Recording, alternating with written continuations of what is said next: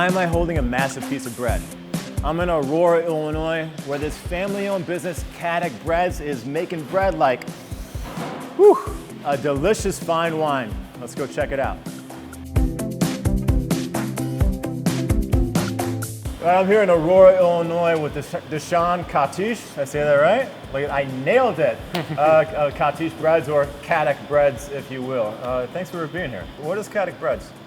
So Katic is our last name, and it's just two old world breads, so French Italian breads, long fermentation, very wet dough. It's definitely different than the supermarket breads. I would say the difference is like bologna to prosciutto.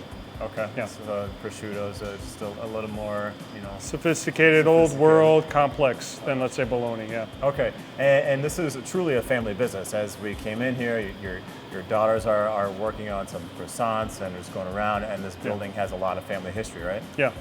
So how long has this building been in your family? We've had it for close to 42 years. Wow. And what was it originally? Originally, it was a furniture factory. Like, we're talking about like the 20s and 30s. Okay.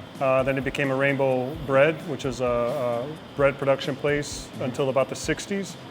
My parents bought it then, and they were selling furniture as Highland Furniture. Okay. And then I'd say 2010-ish, 2012-ish, we moved up here and started the bakery over here. So what is your mainstay? It's the number one selling bread. The number one selling bread would be sourdoughs, okay. Because that's actually the best kind of bread for you to eat. It's the bread that people ate for centuries. Yeah. Yeasted bread is kind of a new thing. And then I would say the other thing we're really well known for is the croissants. Mm-hmm. So look, to do sourdough well and croissants well, you have to pay a lot of attention. You have to have a good lamination on the croissants. That's what I'm a bit of a fiend on. And then the sourdough, you have to get the fermentation just perfect. And then it's really a question of like, how far can you push that flavor production too? So it's like the fine wine of breads. Okay. It's not quick, but it's much more complex. Right. So somebody coming in who wants to start a business in Aurora, especially a brick and mortar or something along the lines of what you're doing, what advice would you give them? And would you say open up a business in Aurora or choose a different town? So I would say it'd be a combination of somebody that's aware of the city, the permit, all the certificates you're going to need, and even a business consultant that can kind of tell you, like, there are some options to try out your business and get it started that aren't going to create as much stress and won't mean you have to kill yourself or spend all your money to make it happen. Yeah. So if the mayor was watching this right now, and your advice would be to maybe have a liaison to help with upstart businesses and maybe pull back on some of the fees? The fees are the fees. Yep. And I think everybody has to, you just got to do it. And they're really not that expensive. Yep. Like at the end of the day, you'll be able to afford the permits and the fees and so on.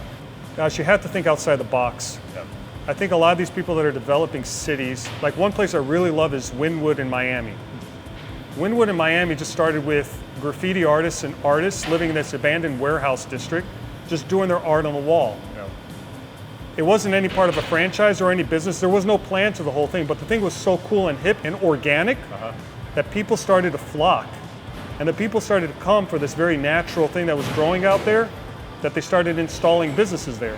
Now you go to Wynwood, it's like the hottest spot, one of the hottest spots in the US. Yep. And this is the reason I say you have to think out of the box, because I think a lot of people want to see franchises and developers come in, but it's really to your benefit to cultivate something natural within your own town with the people and the talents that you have. And you got to kind of help them out, because you might create something new that doesn't exist anywhere else. And then you would be uniquely Aurora. Right. And my brother made a point once, he's like, what's the difference between Aurora, Des Moines, Iowa, and Boise, Idaho? It's all the same franchises. It's all got the same flavor. Yeah. One place has got a few mountains and a few things. And this is the problem of like the current way of approaching business. You have to think a little bit more radically about how to help some of the local people that have some sort of imaginative ideas, but they just have this obstacle of the financial part of the whole thing. And help them kind of grow that thing, and you might have business concepts that don't exist anywhere else. Then you would have something that is genuinely Aurora and tastes genuinely unique. great. Dusan Katic Breads, and let's help make Aurora unique and taste good, right? Boy, Thank you, sir. cheers.